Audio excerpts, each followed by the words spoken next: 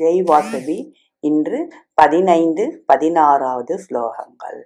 M Heena வ்யதயந்தி ஏதே புருஷ ருஷப சம துக்க சுகம் தீரம் சாக அம்ருத் துவாய கல்பதே.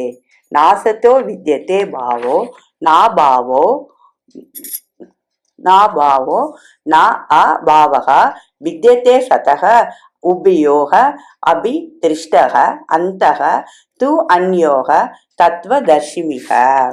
புருஷ சிரேஷ்டனே, எவன் இவற்றால் இன்னலுறானோ, இன்பத் துன்பங்களை ஒப்பாக உணர்கிறானோ, அத்தீரனே சாகா நிலைக்கு தகுந்தவனாகிறான்.